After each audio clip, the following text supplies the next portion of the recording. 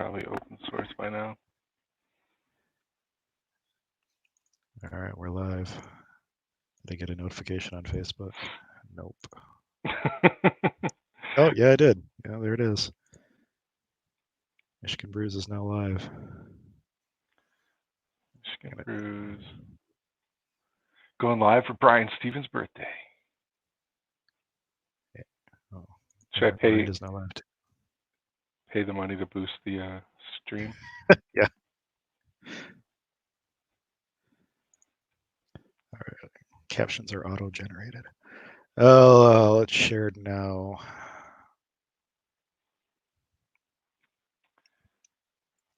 Actually, let's copy link because I don't know if it lets me. It gives me the option to. I do have share.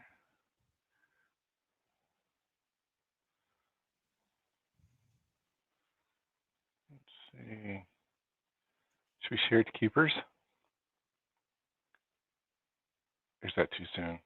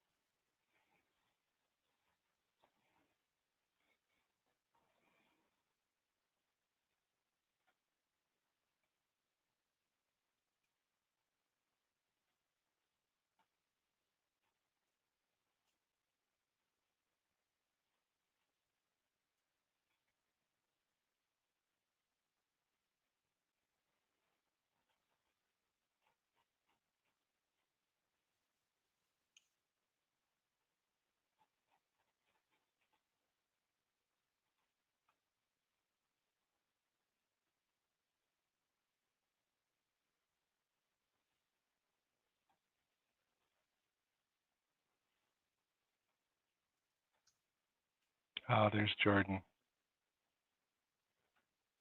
Where's Jordan? He commented on our Facebook page. Oh, did he? What did he say? I like the backgrounds. Oh,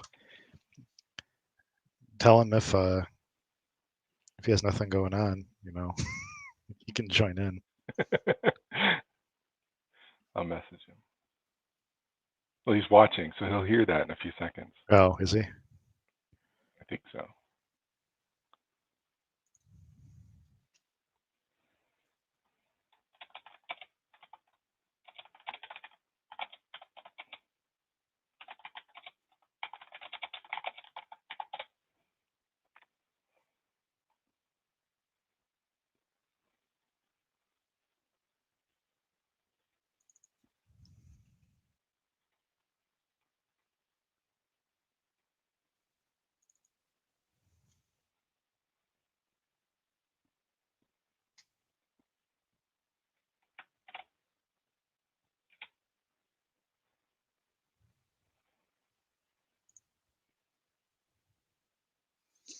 All right, we'll post it.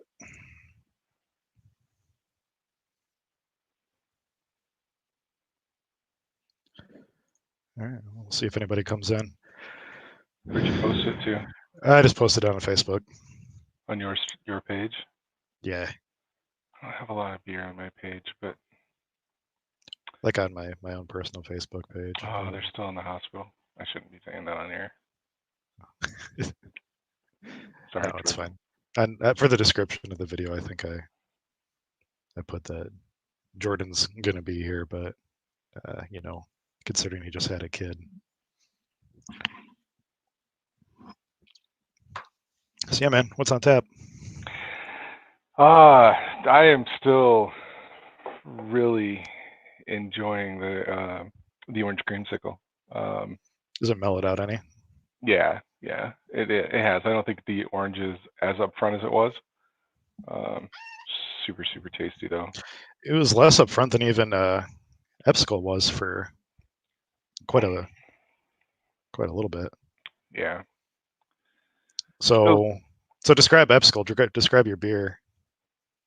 This is not Epsicle. That's important to point out there. This is I guess I should probably not say that on here.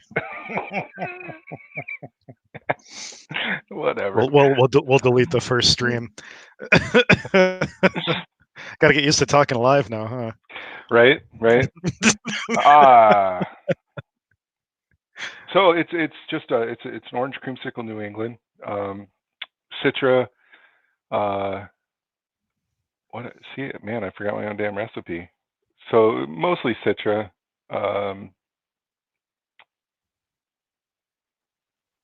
right, drawing a blank. That's not good. Mandarina Bavaria. Thank you. Yeah, Citra and Mandarina Bavaria. Apollo and the bitter, but not very much. It's came out really good, really clean. For my first New England, thanks to your tips on putting a balloon full of CO2 on my carboy. I mean, you didn't not do it. Well, actually, you did. I guess you did for that first one and screwed it up. So, have we established rules on if we're swearing or not? We are definitely swearing.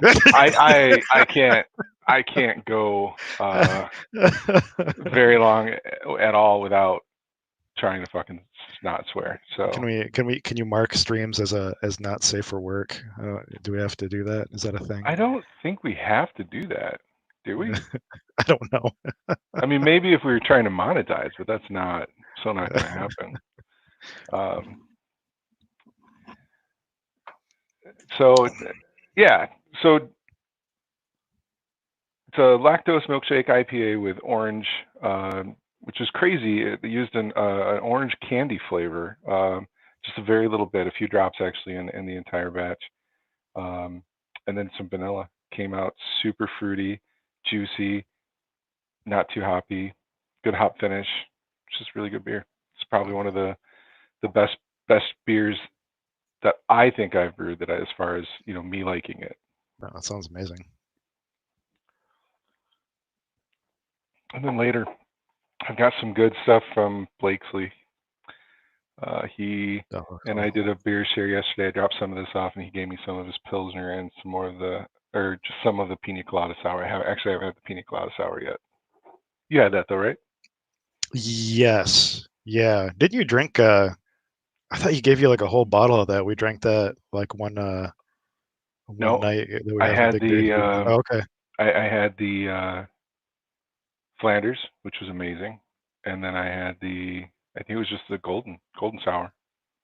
I think I had the base. Isn't that what he turned the Pina Colada into? Or okay. Yeah.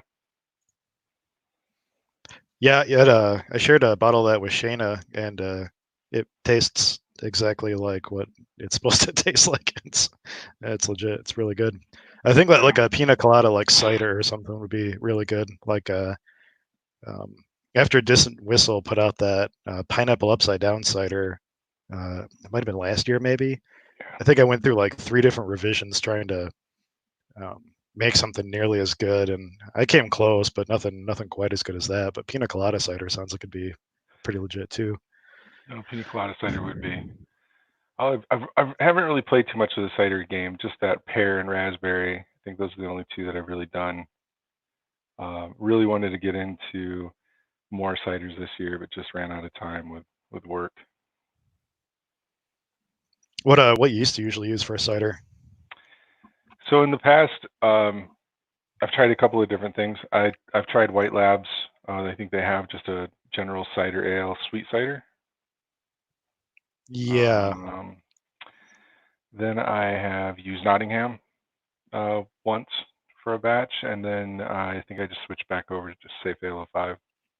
It makes me wonder. So I never used their cider yeast, their sweet cider yeast, but it makes me wonder like what yeast that actually was, because Right. my guess for that yeast is that it's just like a low attenuating yeast, right? Are you talking to the cat? Oh, I see a hand. Hi, Amy. Nope, talking to Amy. Talking about a photo. Happy birthday! I don't know what you're talking about. Yeah. It's such a good photo. Nope. No. No. So yeah. Do you temp control your ciders? What's that? Do you temp control your ciders? No.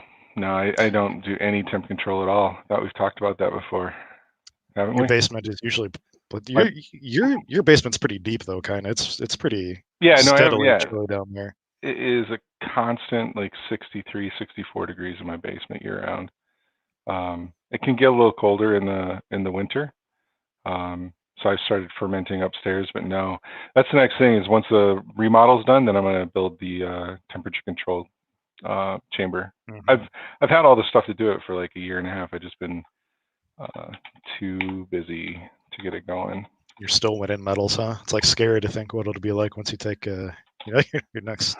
The last thing, it was their English cider yeast is what I used. Oh, okay, all right. Yeah, my lab's English cider. No, I've talked about that. Like, it's one of the last kind of things that I don't like rigidly control in my brewing is the fermentation temperature. So I really am concerned, or not concerned, a little bit, but I'm really interested to see what it's going to do to the beer. My go-to cider yeast has been Belle Saison lately. Again, because I don't. So I have two firm chambers right now. I have a big old stand-up freezer, and I have a little mini guy that can basically fit a bucket that I got from Brandon Edwards. And I don't like using. I don't know. I don't like taking up room. Not that like ciders are like inferior or anything like that, but I feel like I always want to have room in case I feel like brewing something. Room to like ferment something somewhere. So I'll use like Belle Saison and just let my cider hang out like somewhere random in the basement. Because Saison yeast, I mean, that shit'll ferment up into like the 80s and stuff like that and still produce a good beer or cider. And I haven't really tasted any like weird phenols like coming from it like in the cider or anything like that. And I fruit most of my ciders too. So once you get like a ton of fruit in it, it covers a lot of that stuff up anyway. Yeah, that's been my thing with the ciders is they're really it's more that's Amy's, at her request that I've been doing them, and um, she just likes a nice, clean, mild, fruited cider. So I haven't really experimented or gone too crazy. Some of it's been just yeast I have on hand, or then I just switch back to, like I said, '05, something clean that's just going to chew through it, and then I back sweeten it. Actually all of the ciders I've made have been sweeter ciders. So Yeah, I prefer mine. I'm not a huge dry cider fan, so yeah, I usually back sweeten mine a little bit too all sorbate and K-Meta and add back in some. Usually, so Jordan Brady, I think maybe is the one that taught me this. He'll end up reserving a little bit of his cider that he was going to ferment with in the first place, and he'll just add that back in after stabilizing to sweeten it back up. yeah, I don't know if it was him or Drew that told me about that, and I was kind of Maybe it was Drew. embarrassed. I never thought of that know, before. Right? Like, so I'll like often I'll just use like Indian Summer or Mott's or something like that, like during the winter. And you can still find like 1 gallon jugs of cider, but they're a little bit more expensive. But I'll just like ferment the juice or whatever. So It doesn't have, after like, preservatives. sorbating, I've been back sweeting with frozen apple juice concentrate, and I've used that stuff before too. yeah, it works pretty well. It does, yeah. But I think back sweetening with the original cider would be pretty interesting, and then keep that. I think it would. I expect it to add some of that cidery richness back into it instead of just being the sugar. Yeah, it totally does too. So yeah, that's been my new trick since whoever told me that they do that. yeah. Right, let me get this out here. You drinking anything right now? I am drinking the creamsicle. Oh, okay. I got Blakesley's Pilsner on deck. I think if we get that far, I'll finish with the sour. But yeah, creamsicle. So that's one thing I didn't think about. Like when we have our first actual inaugural real episode, I'm gonna have to move a mini fridge up here or something, so I'm not like leaving my seat to go and like snag beers or something like that for minutes at a time. I gotta be able to have stuff on deck. Yeah, I was in my mind earlier. Like I don't want to be moving around too much. Let me see. I think I'm going to share this too. I don't think I'll get too many people, but what are we up to? It's been floating between like 3 and 6. Cool. What are you drinking? So Cinco de Mayo, I was looking for anything like Mexican beer related I could possibly find, and because I thought maybe I had like a Prairie Bomb downstairs. That's kind of like, I don't know, Mexican stout, right, or whatever, like mole stout maybe. But I couldn't find any. But I did find a Birthday Bomb, and I forgot to drink it basically. So it was sitting in my fridge, and then I found it today, and it just so happens that today's my birthday. So Birthday Bomb on my birthday. Nice. That's how we're rolling. I have not. I don't think I've ever tried one of the Birthday Bombs. It's I don't know. I want to say this is like 2 or 3 years old, and I didn't read the label. There's I don't know what the difference is between this and the actual bomb, but the coffee is way more present in this than I remember being in regular bomb. So I'm wondering if that's it. Which is kind of surprising too, that for as old as this is, like there's still so much coffee flavor. Like usually that turns to something like green pepper after a while, like after it ages, or so I'm told. I've never actually, thankfully, experienced like the green pepper flavor from coffee in a beer. It's either I drink it too fast or maybe it's just really well made. So I one of my mainstays is a coffee beer, and I've brewed with it for years, putting tons of actual like cold brew coffee in the beer, and I've opened them that are 3, 4, 5 years old, and I've never gotten that. But I did have a coffee beer from another brewery that I really like that I bought, and I wasn't even thinking about it, and I threw some in my cellar, and I tried a year later, and it was a pepper bomb. Ugh. It's terrible. You should. Did you save any of it? I might actually have a couple of bottles left but by now they'd be like 3 years old. But like I feel like I need to stop dumping like all of my beers that have like kind of unpalatable flavors, and at least like save off a few for like all flavor tasting like sessions or notes or something like that. Like this is what like nasty green pepper flavor tastes like in a beer. Like, do you remember that nail polish IPA like I made with that Kvike yeast? Yeah. Oh god, that was just the worst. Did you put any of that in your mustard? That was an awful mustard too. I will tell everybody that's listening right now, horseradish goes a long way. So if you're using raw horseradish in anything, use like a fifth of what you think you can probably use. I try to make a fermented horseradish mustard and use what I thought to be like a pretty small amount of horseradish, and that stuff was just unpalatable. It was bad. Like you get that like it wasn't horseradish flavor. It was just like burning and pain, and it tasted like you don't expect like you can eat like physical nail polish. Like you don't expect to be able to crunch down on nail polish, but it kind of had that flavor, didn't it? Like it was bad. Yes. Yeah. That'll be the oh my god, don't give Michigan Homebrew Festival ideas for the gang beer challenge. What was that beer from a few years ago? Bean soup. Bean soup. Bean soup. Yeah. Yeah. Michigan Homebrew Festival a couple years ago. So every year, all the clubs who are going to Michigan Homebrew Festival are invited to take part in something called the Gang Brew Challenge, Gang Brew Homebrew Challenge, something like that.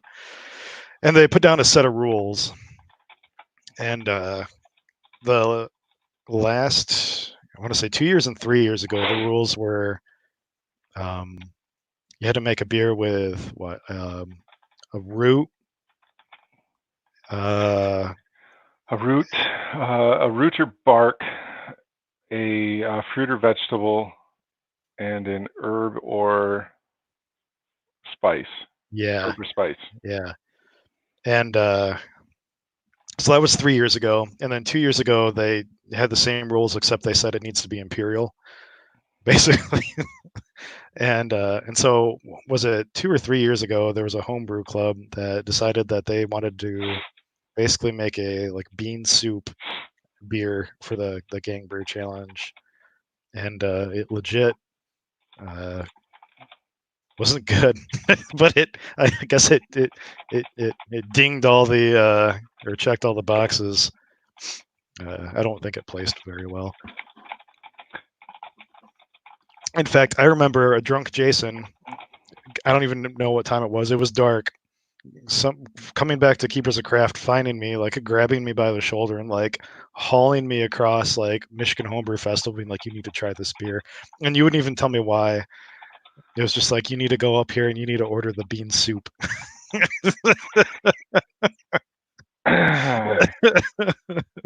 It was. I was drunk.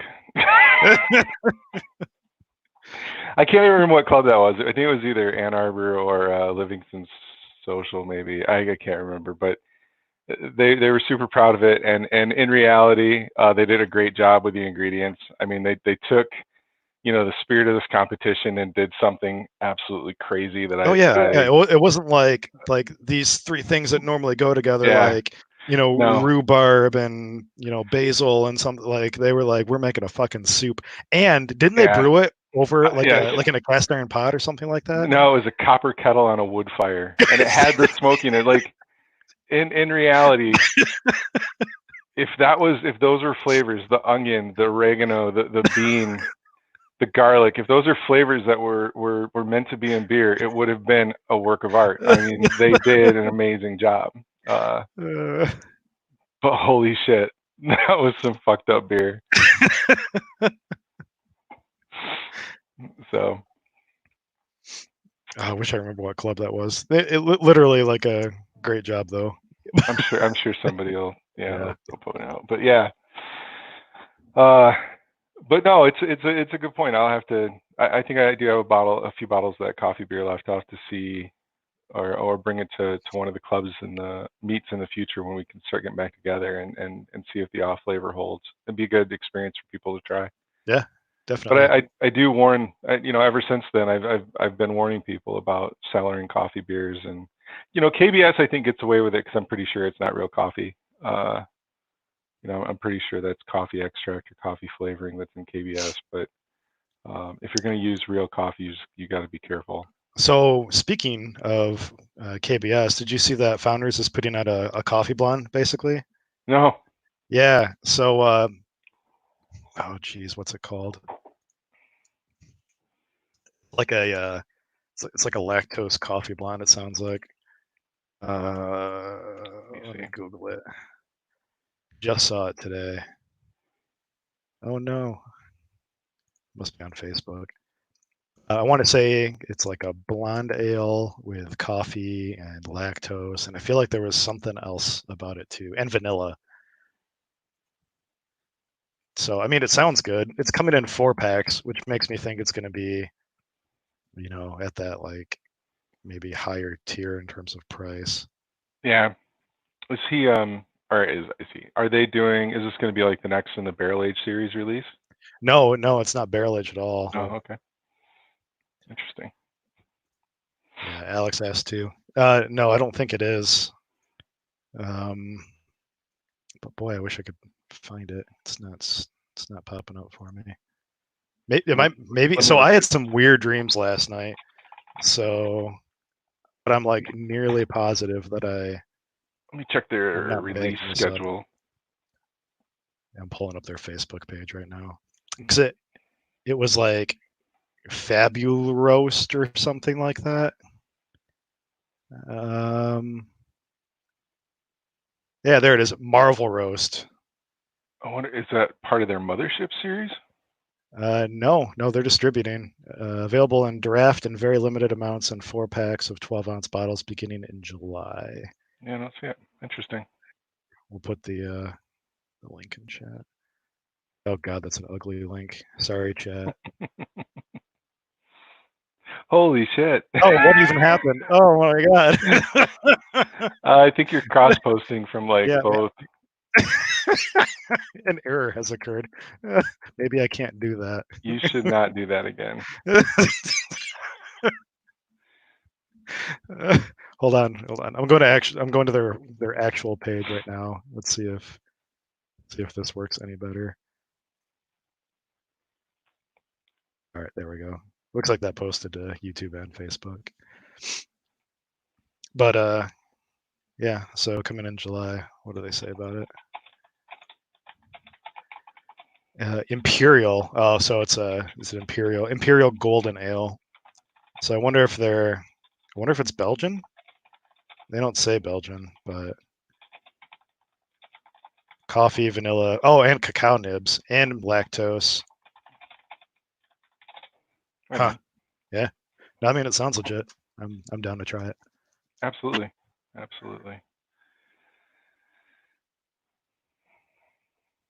I need to make another coffee blend soon. I was making one probably every, like 3 months or something like that for a while, and then I think I just got caught up making every other little thing. It's funny. I've for the last 2 years, I've pretty much been limiting my brews to the things that I know that I was going to enter in competition. So I've brewed coffee stout or Colombian grind, 9 times. I've brewed Judgment, 5 times, and Looper, 3 or 4 times.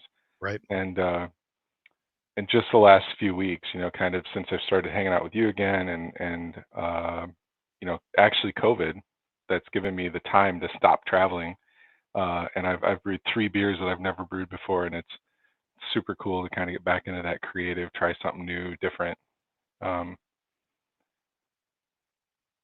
that said, as soon as competitions start up again, I'm back to brewing. I know, right? It's like brewing beers for you versus beers that you'll definitely drink, but no, we're gonna like metal. Like I get it. No. Though I have almost a full keg of Looper down in the Keezer, and I think the first batch of Looper that I made back when we did the cereal competition, what was that, 2018, Is 2017? that just traditional Looper? Like your first? Yep. So explain how explain how you made it. I need to get more beer, but that'll keep you talking. I'll be right back. My God. I know. Okay. So Keeper's Craft, and I believe it was 2018. We did a competition where we brewed beers where every club member had a different cereal that they were going to put in their beer in some way, shape, or form, in the mash, in the boil, whatever they wanted to do. We all tried to use different cereals, and I picked Fruit Loops. And then as I started thinking about it, like what went with Fruit Loops or what style would go with Fruit Loops, and I just came up with this kind of fruity Berliner Weiss idea, thinking that traditional Berliner Weisses with the syrup, they would get the Woodruff or the raspberry or some kind of schnuzz syrup squirted in them. So went with the Looper, or went with the Fruit Loops Berliner Weiss. Came up with Looper, which is pretty much a 50-50 mix of Pilsner and wheat, and of course a big family-sized box of Fruit Loops right in the mash, and came out with this, what I thought would be just a funny joke beer, but it turned out to be a really clean, lemony Berliner Weiss. Great flavor, great clarity, good color. Wound up taking the club competition on cereal, and then as a whim, submitted it into the regionals of the national competition that next year, and took first place in the I think Chicago or Indianapolis. I'll have to double check. Took first base with it. I was like, what the hell? It's a good beer.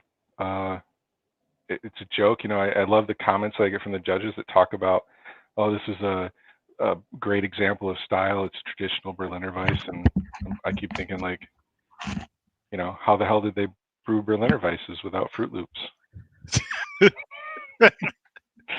Getting right in the right time for that, yeah. So through the years, it's won multiple. And yeah, now it's one of my favorite beers. So I rebrewed a batch without the Fruit Loops. Thought I would leave it out, and it just didn't have the same zing. Didn't have the same character or personality. So we're back to using Fruit Loops. That's insane. And that won the actual cereal competition too, right? Yes, yeah, that won the cereal competition. Took 1 point, I think, on Drew's. I'm losing the word again. The beer cider combo, the graph. He did a graph with Apple Jacks. Apple Jacks. Yeah, I remember that. That was good. Apple graph. And actually, I took. Let's see, we were letting friends and family vote in that competition, right? And I brought Amy with me, and I brought another friend of mine, Trent, and his wife, and I believe everybody that I brought with me voted for Drew over me. I think one of the deciding votes was wasn't there like a tie and a Josh Buck's friend? Josh Buck's friend, yeah. Yeah.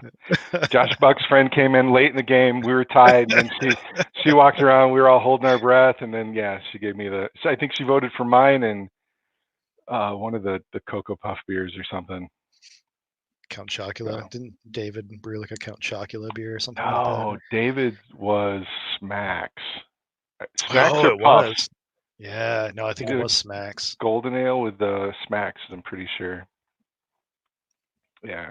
And so this whole competition, like you read about other clubs doing like homebrew competitions with cereal and stuff like that, and everybody talking about their beer like all came out like shit and stuff like that. And I don't know. I think we have a club full of like really good brewers because there was a lot of really good beer there. Absolutely. And not to toot my own horn, but I had a Belgian dark strong ale brewed with raisin bran that I thought was like pretty legit. It was, yeah. It didn't age very well. I gave a bottle of that away, and got to try some at a going away party, and it was okay. It might have just been that I remember it better than it actually was. So no, but I was really surprised with that competition because if you Google, and I've done a lot of research on other clubs and their competitions, and you read out there and you see people doing a club in Northern Indiana did a cereal beer competition, and I remember them posting on their site like this was a failure, like across the board they all sucked, Yeah. And then some pro brewers come out, like the brewery that came out with the Fruity Pebbles beer, and I remember seeing the reviews or that got posted on Facebook. I'll have to look up the brewery, but it got posted and people just started slamming it like that's disgusting. Why would you use cereal and what the hell? That's going to be crazy. But like you said, I mean, we had there were a couple of the peanut butter stouts that came out of that, a Reese's peanut butter and a peanut butter Captain Crunch stout. I thought were both good. I want to say McQuillan did one of those. I'm not sure what Blakesley did, but I'm sure it was amazing. Drew's Graffle Jacks. They're awesome. So yeah. I'll have you know that when I went and got my beer, I did bring up another beer and stuck it in my fridge, so I'm not gonna have to make a giant detour again. Not that we'll be going on for too long. I think that we have some stuff set up the way we want. We'll probably should we change the background to more of like a cream color or something so that the logo shows up better? Yeah, it's really hard to see in that format. That doesn't work. Yeah, we'll figure that out. You have a bottle of Bell's, I think it's Le Bretois, something like that. One of their sours. I have not. Did you go for the mango today? Oh, was that today? No, I didn't. Yeah, I was gonna say I have not bought any Bell's beer in quite a while, and that just reminded me I totally spaced on mango today. I'm holding out for Incessant in a couple months here. That was I don't know if you had the general store release. Yeah, it was really good when it was in the general store. Not that I have anything against like Official's like a fine beer, but I wish that like Incessant was like Official. I wish that was like their bam. Official's all right.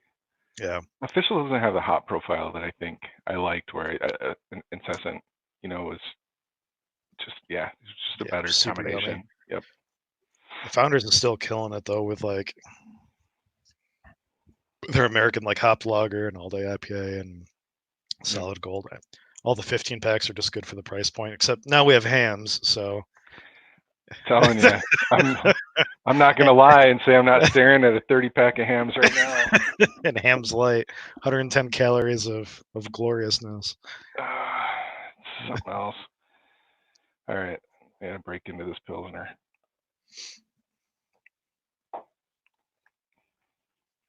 So I went over to do a beer exchange with Bill yesterday, and evidently he filled this growler, this growler for me, and then went to pour himself a Pilsner and blew the keg.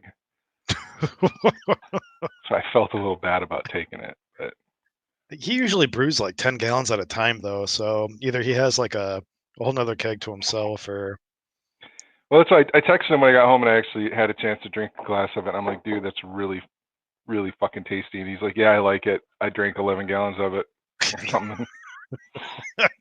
That's what you're drinking, Bill's Pilsner? Bill's Pils? Yeah, that's why I just poured Bill's Pilsner. Great color. When he dropped that off to my house, it was super delicious. I think he said that it was a mostly Pilsner with a little Vienna, Green Bills, just those two, and then I think all Tettnang hops. I think he targeted 40 IBUs. So I don't know what additions. I'm guessing, ounce at 60 and some others around like 40 or 20 or 30 and 15 or something like that. But it's just such a solid beer. I was so like smitten with that beer that I ended up doing a lager last week, and he warm fermented that too, or used like the Brulosophy like warm ferment like method, where I think like you pitch cool and like slowly raise the temp up to like low 60s or something like that, which I think is actually old. To my knowledge, those guys are just doing like maybe 62, 64 degree lager ferments now. But yeah, I was so taken with that Pilsner that I went and did one on my own and used Meridian hops. So I've never used those before, but we'll see what that's like. Right I'm getting kind of a weird smell right now. Like I got it when I kegged it, and I got it on my first pour this morning when I was just taking sort of a taste test. But there's like when I was tasting it, like I sort of got this taste that sometimes I get with Oberon, where I think it's just like it's not autolysis, but it's just like there's still a lot of yeast in suspension, and I think I'm just like sensitive to like the literal like taste of yeast. Once it clears out, I think it'll be good. I did the same thing when I pulled that sample of the creamsicle beer that still had the yeast in fermentation. I was in suspension.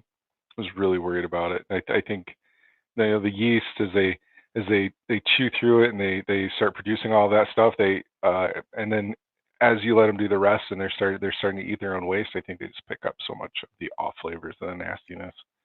So you really gotta crash that shit out. Yeah, I crashed it for a good 5 days, I think, before I kegged it. So we'll see how Should much. Be clean then. Yeah, I'm hoping. How's your Big Brew Day beer coming?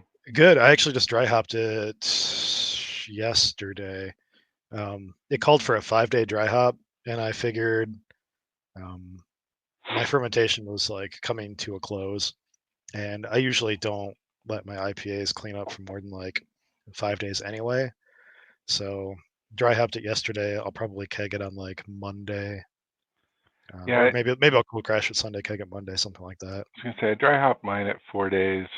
Mine took off. I know I don't very often use dry yeast, and so Did you use Voss? No, I used Nottingham. Okay. And I just didn't have time to prop up, so I pitched 2 packets. I thought, fuck it, I'll just over pitch. And that shit took off, dude. It blew up. I had to throw a 1-inch blow off tube on it.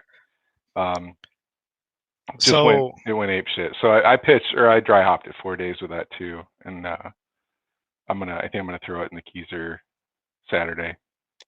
Well, yeah, I'm really glad that we have such a wide variety of like people brewing the same recipe with different yeasts. It's like the recipe called for Voskvite, which is a Norwegian Kvike strain. You can ferment at like really hot temperatures with really low yeast counts as long as you provide enough nutrients, and it sort of gives this like peppery, like orange rind sort of taste, like as far as like the esters it throws off, which are like, it's super delicious and it's really unique. It's nothing that you can get that I've ever experienced, like aside from like fermenting with that yeast at like 90, 95 degrees Fahrenheit. in But a day and a half, right?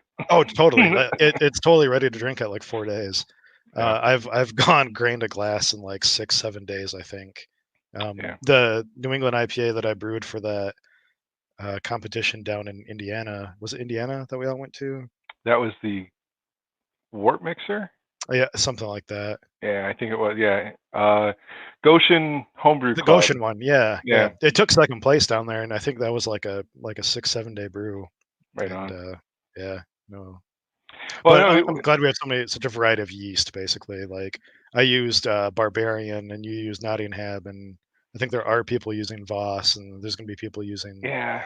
See, I've Juice used and USL5, and I've used Voss a few times. Not a huge fan of it. I know it got popular real fast, and I'm glad it kind of fucking lost popularity real fast. it's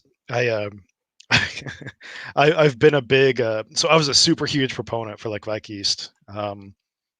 And I don't know if Ryan Walsh is still listening, but the brewery that he's opening up, I think, is going to specifically use different Kvike strains for maybe all of their beers, at least the vast majority.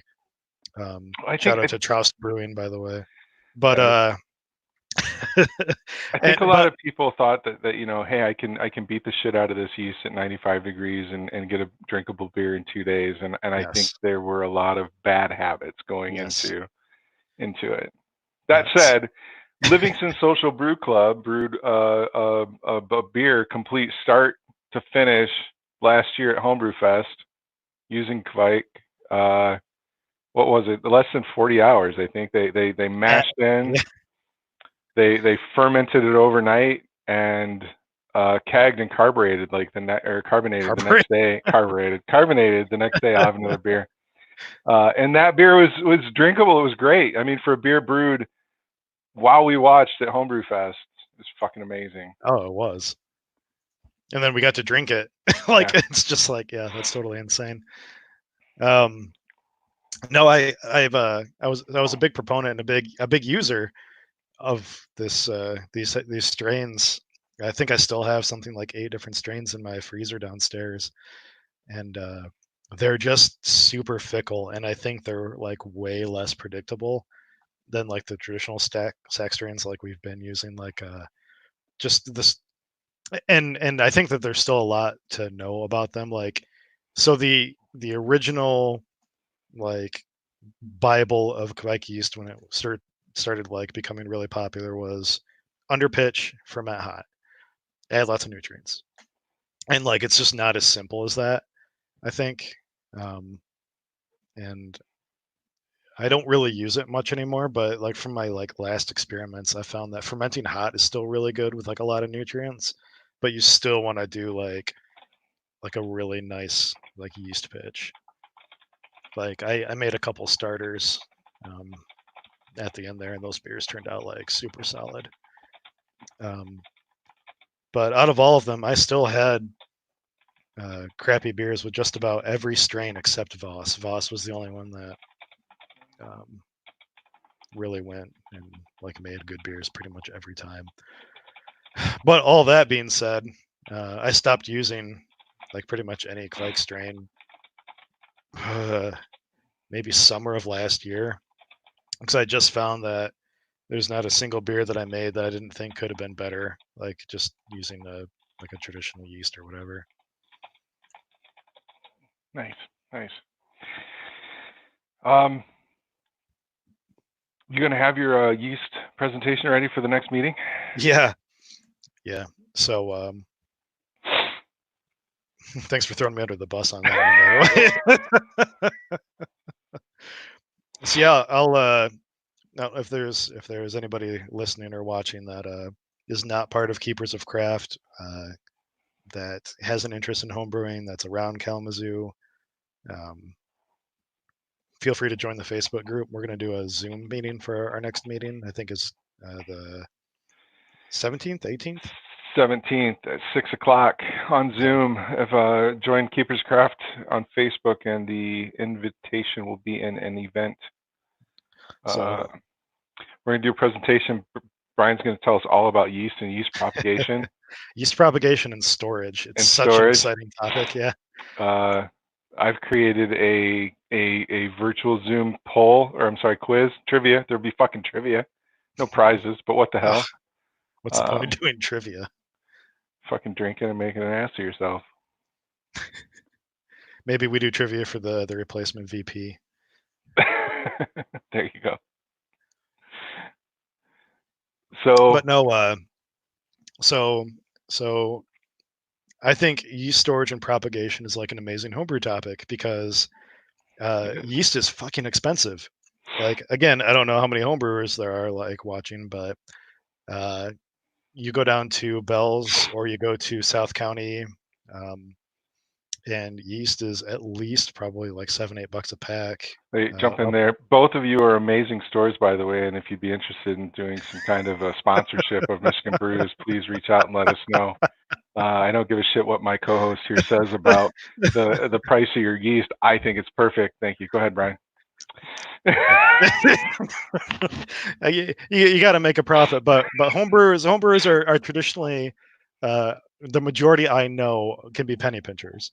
A lot of people like make their own gear and buy things in bulk and vacuum seal shit and buy dog food containers to store malt in, and yeast is just honestly, I think it's one of the biggest ways to save money. And considering it's it basically grows itself. Right. One of the single most expensive ingredients in your brew, especially now that we're using Imperial or Omega. I mean, the price kind of shot up, and yeah, it's something that you typically end a brew with more of that than what you started with. So take the time and clean it, and prop it, use it, right? Definitely. So I even don't recommend cleaning yeast. Oh, you're propping and taking a sample before you pitch? I am. So cleaning yeast is a huge pain in the ass. It is. It involves like multiple steps of washing out like dead yeast, and it's just, I think it's more pain than it's worth. So I'm going to bring that up, but what my presentation's mostly going to be on is either slanting or freezing vials in like a 15 or 50 milliliter, like pea test tubes. Yep. So a little quick brief explanation. Do you know what yeast slanting is? No. So I'm going to be super dumb about it here because I don't have my notes on me. So you're probably like fucking with me and actually do know, but basically the gist of it is to take like a super clean yeast sample, like all of your equipment's like sterilized, and basically what you want to do is create just like the smallest little mini yeast starter in like maybe like a 15 milliliter vial or something like that. And you have the vials like literally like slanted at maybe like a 15-degree angle or something like that, hence the name yeast slants. And it gives the test tube like a lot of exposure along the top of the tube for like oxygen and air and stuff like that, so it can like have a nice little healthy mini reproduction like session. And that's basically like your like permanent like yeast colony that you like pull samples from. So then you'll take this nice little like small like a, God, I can't remember what they call it. It's like a little metal loop, basically. Maybe it is a loop. And you just kind of swirl it around in there, and you dip it into another like small little yeast starter that you want to inoculate. And maybe you start off with like 50 milliliters. I can't remember. I don't have my notes on me. It's really small. And you let that go for a little bit, and then you step it up to like 200 milliliters, and then maybe like 500, and then 2,000. And you have a yeast starter, and you basically use no yeast at all. And because Right. you're starting off from that little, like, mother, I guess, batch of yeast, when you step it up, it's basically going to be the same thing every single time, because Right, because you're not propping a new generation. You're taking right, from that original generation. yep, So any mutations that may happen aren't or going to be reproduced correct, or yeah. that's not how I do it. I'm a little less clean. Pardon me. So I generally make a yeast starter um, with like a fresh like pack of yeast, and then I'll decant off all the supernatant, which is like all the liquid on top of the yeast, and then I'll swirl around like all the thick yeast slurry, and I'll take these 50 milliliter vials, and I'll fill about half of the 50 milliliter vial up with slurry, and then I'll have um, a 20% vegetable glycerin solution mixed with like distilled water. And so by the time I mix it in 50-50 with this yeast slurry, it ends up being about 10% glycerin. Right. And that helps the water from forming ice crystals when you freeze it, which will puncture the yeast cells. Right. And then you can freeze it without worrying about like your yeast like dying like all that much when you freeze it. And then when you bring it back to life, and thought and stuff, you just pitch it right into a starter, and it takes a little bit longer. I found that probably about 48 to 72 hours is how long it really takes to get a good uh, yeast So, starter going with so my little vials. But just to point out some statistics here, because I like numbers. oh snap! Yeah, dude. So when we started talking about yeast and you started getting scientific, we were at 10 Dude, I viewers. saw that. No, I saw Right? that. It went from At like 10. yeah. And No, I then think it even went to 11, and then I maybe started talking 11, and then you start talking about yeast and science, and you got technical and educational, and down to oh, we're back up to 4. Right on. No, Okay. so that's good. That's good to know. Basically talk about drunk shit and beer, and don't talk about like It's 11 o'clock on a Thursday night. What the fuck are we doing talking about yeast?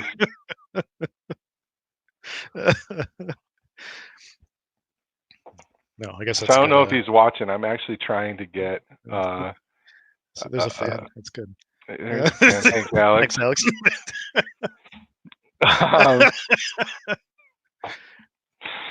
Alex. So Alex graduated from KVCC's brewing program. More please. More please. There's John. He's a smart dude. John, check your messenger. We're waiting for you.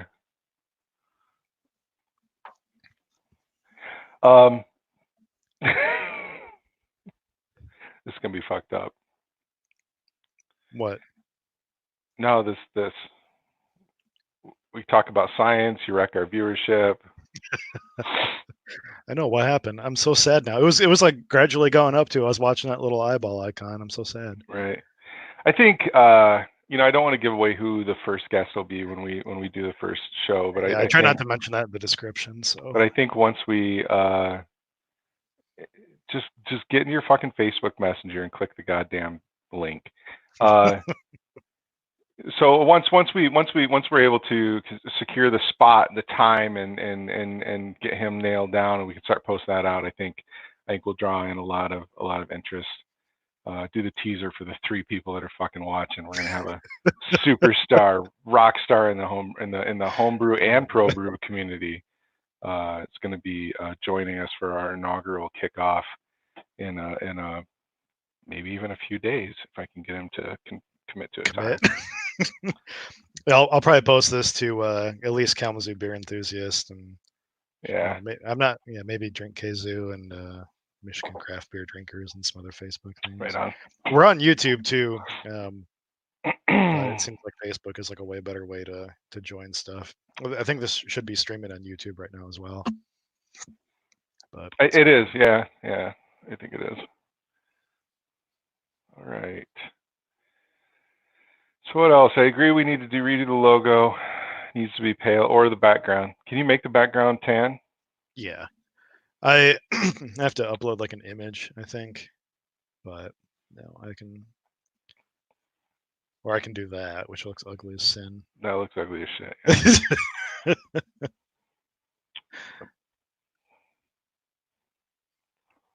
Yeah, I just have to make like a solid, like a colored background and upload it. So not a huge deal.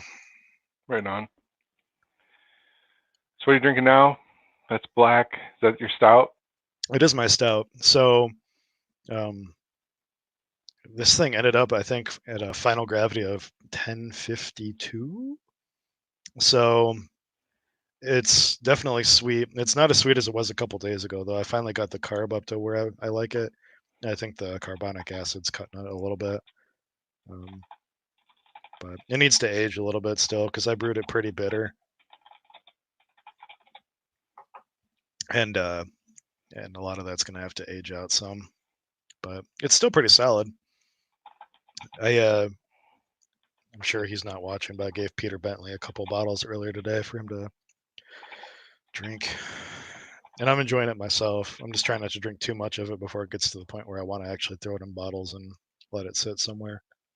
Yeah, you need to give it some time. I mean, I need to swing by maybe this weekend and pick up some. Do you want? I haven't actually brought you any orange creamsicle, have I? No, I need to have some. Yeah, we'll do a trade sometime this week. This beer too was the first time I've ever used Mecha grade malts. So you were I think you showed up for a minute when I was brewing this. Yeah. So this used Opal 22 from Mecha grade, which is a malt that apparently has like a cocoa and like graham sort of flavors. The graham cracker, yeah. Yeah, but it still has diastatic power enough to fully 100% convert itself. So I don't know how that works, but it is technically like a crystal malt, but it's able to 100% self-convert. So, but it tasted really good. And they have there's Opal 44 as well, which is supposed to have like maybe like a toasted marshmallow sort of flavor or something, but it's still able to fully self-convert.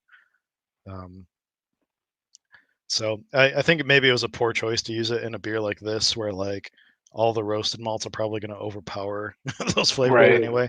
Like it might be lending to some of this, but I'm not really sure.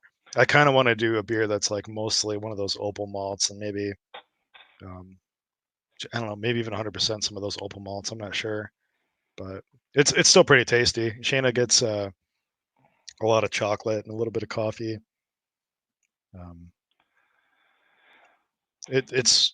It's thick. Like if you swirl it around in the glass, it has like a lot of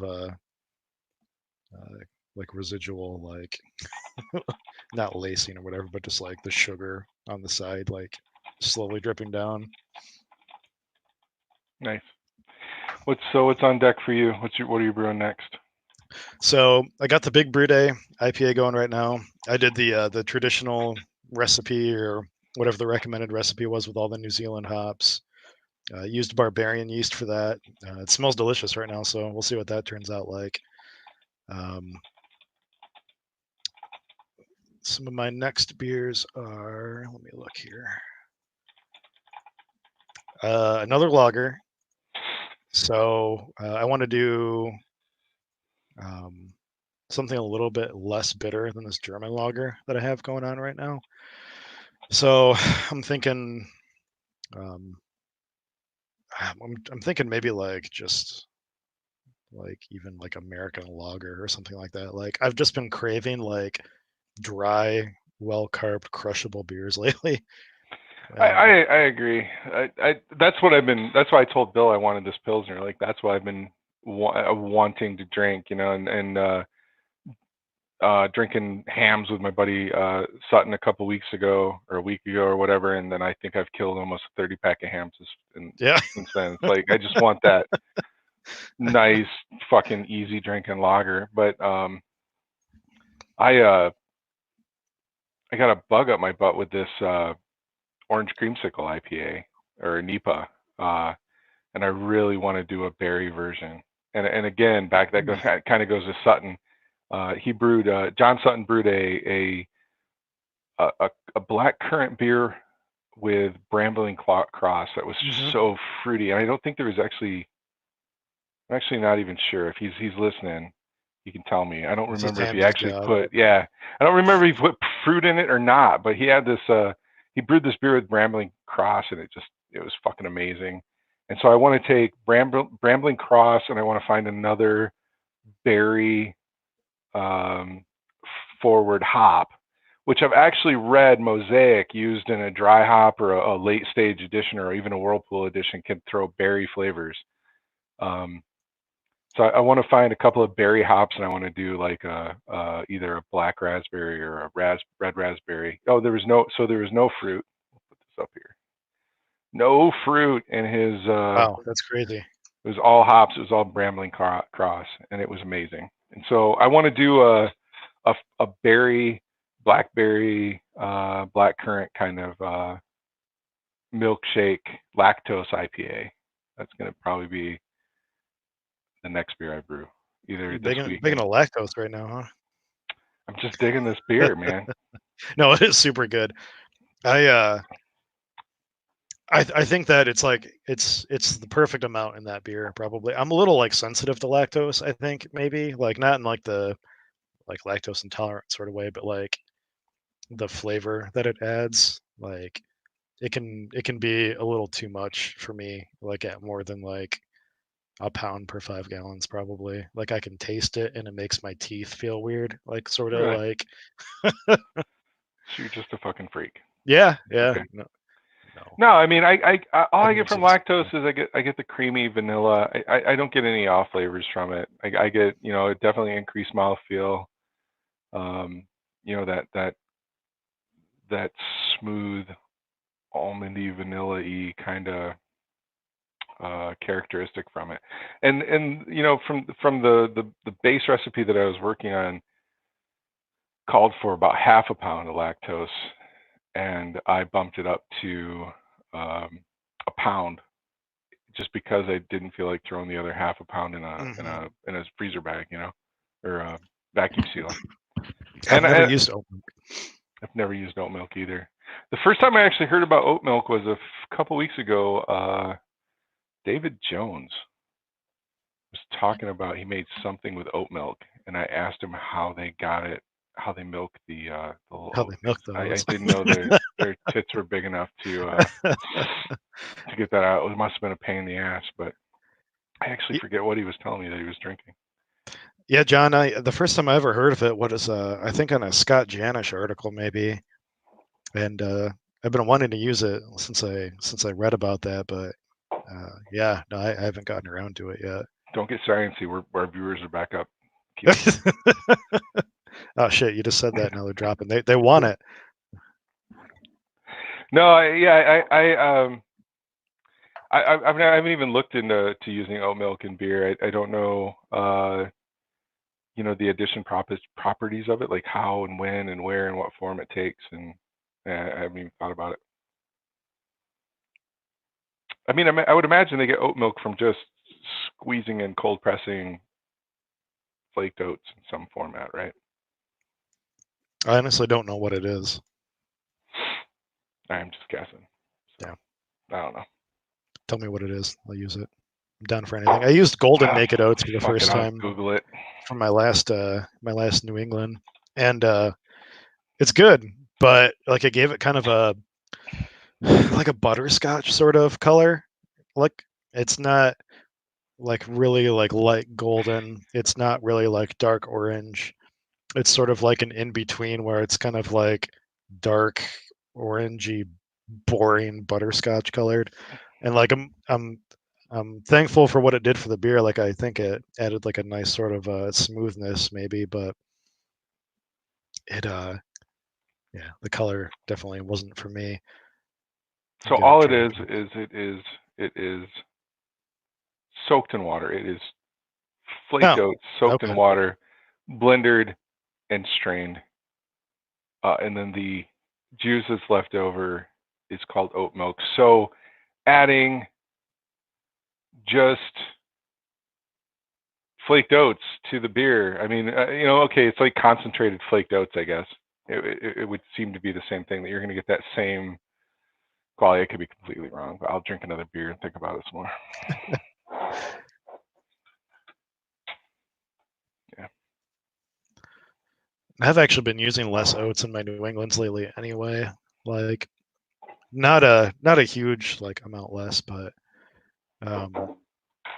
they're and I don't have the statistics to quote this because it's all in like Scott Janish's book, and even then, like a lot of his stuff is some of it's from like journals and stuff like that, and a lot of it's like theories and stuff, just like extrapolating from tests he's done and things he's read. But oats tend to be a little more like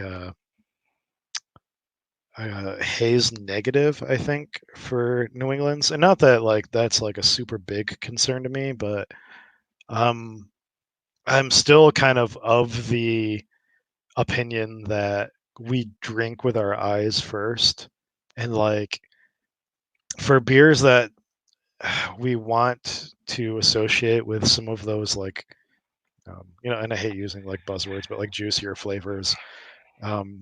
We all have this innate bias because we all grew up with like orange juice, right? Yep. And so like we see something that looks like orange juice, and our mind's like, oh, I want that to taste like orange juice. And so if we have like a clear orange beer, and we have like say you're like you got like clear orange juice and like pulpy delicious orange juice, and not that I'm trying to like influence anybody, but like you have the two glasses in front of you and they taste the exact same, like what do you go for, like clear orange, or do you go for like thick orange? Like what's going to taste better even if they tasted the exact same? Like what's the glass you reach for? Right. I reach for thick orange, and that's not the same for everybody. I've had this discussion before, but No, my, I get it. If I'm going in to drink in New England, I want to see that bright coloring, that thick hazy body, the nice head on it and shit. And if I see, a beer that I can see through, I'm gonna think, what the fuck is that? So I get it. yeah. So Dimitri's joining the show. Hi, buddy. Right. Yeah. So I'm of the camp that I prefer my New Englands to be more hazy, just not like really nasty turbid. Like you shook the bottom of a keg and served it to me in a glass, sort of like. So what, you're Thick. saying you're using less oats to do that. So less oats because apparently I'll have to find the reason why, but it's haze negative in that it maybe like removes some of the proteins that, or takes the place of some of the proteins that would otherwise bind to the polyphenols that the hops generally add to the beer. And then I guess apparently some of the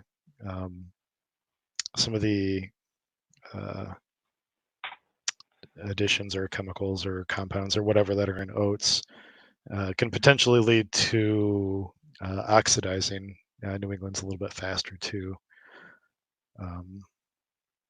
So sends me this link. I posted it. An article on using oat milk in a NEPA, and it literally shows these two dudes just pouring fucking carton after carton of oat milk, standing knee deep in cartons of oat milk. Yeah, also the Riverwards. God, what's that guy's name? He runs a solid blog. That's amazing. It's something. I'll do some more research on that for the next the berry NEPA that I'm going to brew. But yeah, they are honking that shit in there. Oh, that's amazing. Add coffee, right? Is that it? Add coffee? Am I wrong? Yeah, you're wrong. I'm gonna have to find it later. I'm probably gonna be wrong, and I'm calling him out in like a really terrible way. But Omnipa. Yeah, I'm gonna have to try that later. NEPA. I like that. Oat milk NEPA. One thing, and I mentioned Peter Bentley earlier too. I gave him a few of my New Englands earlier, but I've been trying to like decrease the bitterness of my like recent ones, and you got two ways to go about decreasing your bitterness, right? You can either move your bittering additions later into the brew, or you can decrease the amount of hops that you're adding, right? And so I usually use Magnum as like my bittering hop. So like Magnum and Warrior are really clean bittering hops, and I usually use those just to add a little bit of bitterness and not a whole lot of flavor to my New Englands. I've been moving them closer to the end of my boil, and I think it's been doing the trick, but I've still been getting like I don't know, like Magnum flavor, if that makes any sense. Like I've been using like a half ounce, maybe at like 15 minutes, whereas maybe I could use like 0.1, 0.2 ounces at like 60 and probably have like a more smooth bitterness. Yeah. So that's one thing moving forward. I'm going to start changing up with my New Englands, I think. So I've had a lot of good New Englands that go with that like 0 IBU, no bittering hops. No bittering at all. Yeah. And I've been really impressed by them. So I will say that I've never done that just because I'm a baby like that. Oh yeah, dude, I'm always up for giving away beer. So, but I need to do that as a test one day. It's just sometimes it's so hard because when you brew in New England, like a 5-gallon batch, at least for my recipes, I'm usually devoting probably about 12 ounces of hops, like to the entire brew, sometimes up to a whole pound. I mean, and that's like, maybe $20 to $30 in hops alone sometimes, right. depending. And that's not including like the grains and if you're buying yeast and stuff like that and water. I have an RO system now, but sorry, I have a needy cat right now. No, I mean, brewing the creamsicle, a couple weeks ago and dry hopping with, like 14 ounces of hops. It was like, holy shit. I haven't used this much hops in the last 3 brews. Sure. Yeah. And here I am just pitching 14 ounces of hops. And, and when you're going, especially now with Citra and some of those pegging in at like $3 an ounce, it's like, oh, it hurts. Yeah. No, absolutely. Man, so fucking tasty though. I want you to redo that recipe and not add the vanilla and the orange, or maybe. I do too. I when I brewed it and I tasted it pre-vanilla, pre-orange, and I was like, holy shit, this is amazing. It scared me to add it. I'm glad that I did to try it, and it's still very good and very drinkable. But next time, I won't do it. Yeah. So, yeah, absolutely. So we should point out, I'm trying to go through notes and shit that we need to do for the regular show. For those, we've got a few people watching. There should be 3 of us. Jordan Brady is currently unavailable, sitting in a hospital room with his newborn baby, being a dad. That's awesome. Congrats, Jordan. But going forward, when we actually roll this out, hopefully Jordan's with us. Our plan is to have another guest or guests on the show with us, going through like the main goal and just practicing. The goal of why we're doing this is we just want to engage the Michigan brewing community, both the home brewers, professional brewers. We want to educate, promote beer, share information related to brewing, and enjoy craft beer together. So the 3 of us are just a group of home brewers who love the hobby, love the community, and the way that it spans all of Michigan. I tell you, I've made some of the best friends in beer by going to like Michigan Homebrew Fest and meeting the guys and some of the other clubs across the state. And again, we're doing this because we love getting together and talking about beer, home brewing. We love drinking beer, and during the recent events, we of course transitioned to these virtual meetings, and then started to come up with this idea of fuck it, let's just get together online. And we want to expand our discussions to include other people in the community, and share kind of insights from the pro brewers and longtime brewers, homebrew clubs, festival organizers, competition organizers, and just kind of take a peek behind the curtain. So if those of you the 4 or 5 of you that are actually watching like what you see and like that target, then help us get the word out. We'll be posting on the site in the next few days with the official time for the inaugural kickoff with our first real guest, and yeah, we'll see how it goes from there. It's likely going to be on Mondays. Hopefully. So potentially this coming Monday, maybe the next Monday. Yep. But we Yeah, have a couple guests lined up, and we have probably like a backlog of at least like 3 or 4 right now. So I've definitely got a few people that are interested, and I think that the people that are willing to come on and talk to me and you and Jordan are going to be a big draw. Like, you know, some big names in the local brewing community, some big names in the state organizational brewing community, and I think it's going to be a cool way to kind of span the east side, west side of Michigan, and you know, so we go to Homebrew Fest every year, you know, and us and the Grand Rapids Club are like the only two fucking West Side clubs that come over there, you know, and so I love those guys over there. I don't know if any of them are watching right now. I know I got some pegs from Kevin Penn earlier, but you know, Livingston Social Brew Club,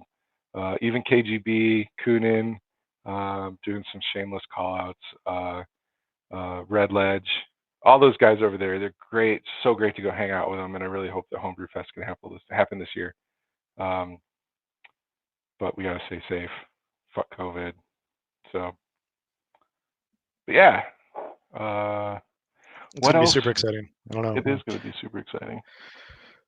I mean, even if nobody ends up watching, I'm still excited just to fucking talk about beer and stuff. Like, I mean, so in the last 3 weeks, we just get on Zoom or get on Discord and Yeah. talk about Yeah. beer and shoot bitches on some first-person shooters. So why not? weren't we on just you and me, like talking about beer like for 3 hours the other night, just I think so. like even without video? So it's just a passion, you know. It's Right. something that's fun. So we hopefully we'll have more engaging questions for the audience and stuff like that too. We'll have Q&A stuff, and Yeah. You know, I'm really our guests will excited. be able to answer questions and stuff, and it's going to be a good time. I'm excited about our first guest. I think I've really written some decent questions that'll be engaging, and I hope that drives the conversation. But here we are, 1 hour and 17 minutes into the stream, and I'm already getting drunk. So the real show, we're gonna have to figure that shit out, pacing or something.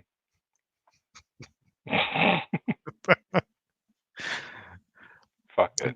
It's Ham's only stream, I think. Oh. Or you can cut it in half with like water. Ham's light and water is down to 65 calories, right? 55 calories. 55 calories, yeah. Although, fuck you for even suggesting that. So, what else? Not saying I'm ready to go yet. I just want to run through the spiel that I wrote for the fucking the actual thing. Yeah, we're gonna have a good slew of questions. We're gonna get the background of the guests that we're having on. We're gonna have a Q&A. I'm sure there's gonna be a bunch of like random fucking banter going on like the entire time. You're gonna have to go through your introduction.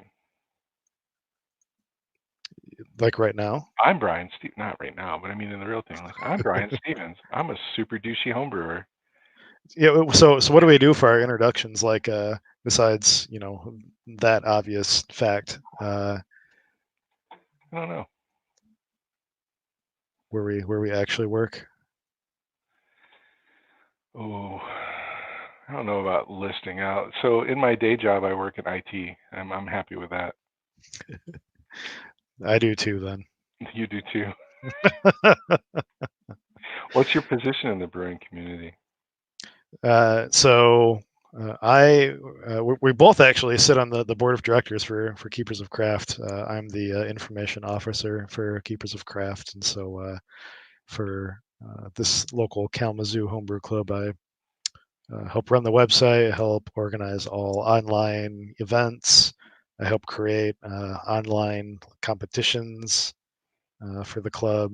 Help maintain the blog and the members only site, and make sure all the monthly like meeting notes are updated and all that good stuff. She's the IT bitch for the club. I'm the IT bitch for the club, yeah. Badass. And you are I am the competition coordinator for the club. So my job or my role in the community is to organize events for the club to participate in, um, to encourage open, honest, critiquing and judging of our beers with each other, so that we can enter these local, state, national competitions, um, and accept that feedback, make our beers better. It's ultimately to make all of us better homebrewers. And I think since kind of taking the lead in that, I've convinced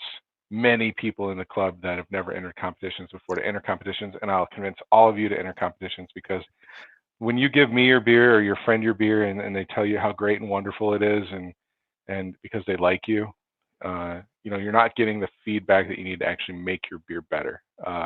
When you give your beer out to a third party, a judge that doesn't know who the fuck you are and doesn't give a shit about your feelings, they can tell you whether your beer sucks or it's good or what you can do for it. Sometimes the feedback's good, sometimes it's not.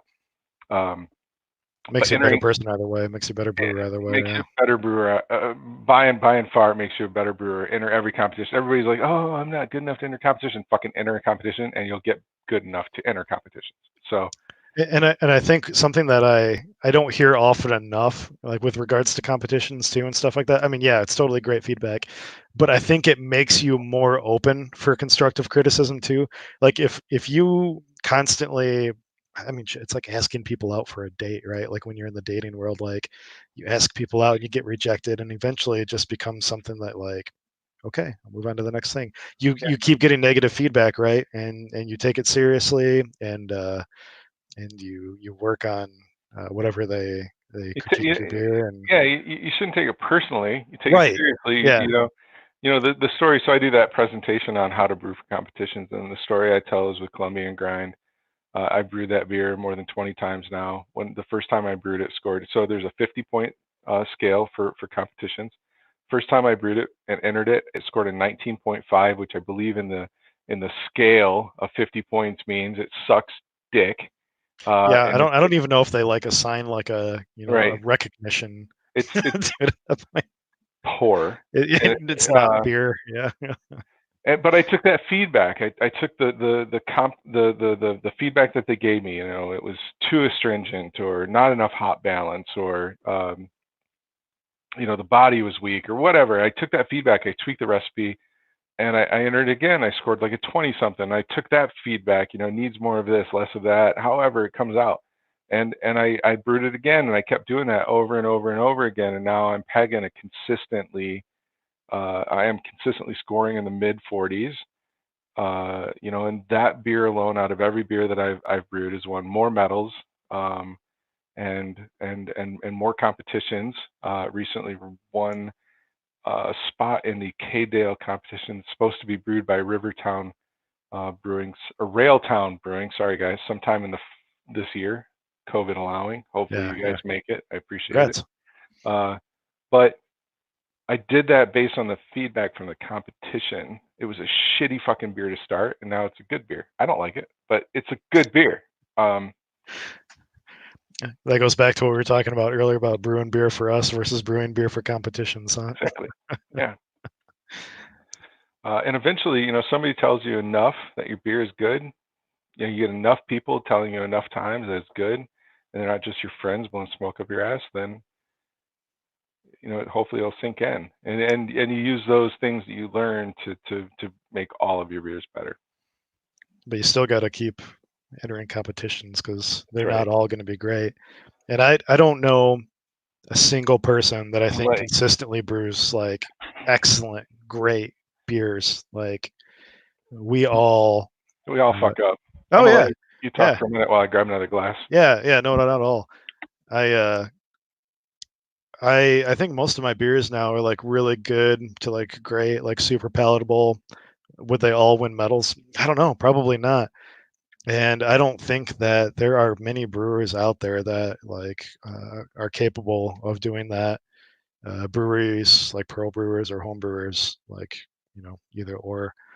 Um, I think within like maybe like a year or two, like most people that like homebrew and take it like pretty seriously and invest a little bit of time and a little bit of money into learning and growing and researching and practicing, can like consistently brew beers that are like, in the 80, 85, sort of percentile, just like really solid beers, like just as good as anything you drink in a brewery, like totally fine. I'd probably pay money for this sort of beers. But then we spend the rest of our lives chasing that last like 10, 15%.